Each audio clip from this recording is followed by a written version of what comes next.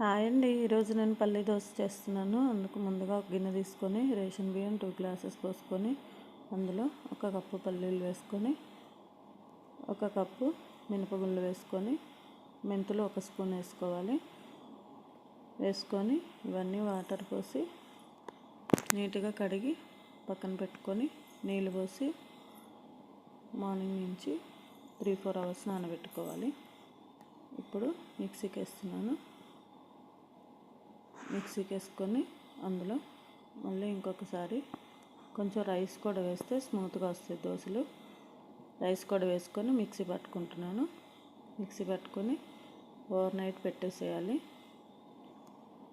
Over night salt ఏమి వేయలేదు, నేను మార్నింగ్ వేసాను. ఇప్పుడు దోశ వేసుకున్నాం.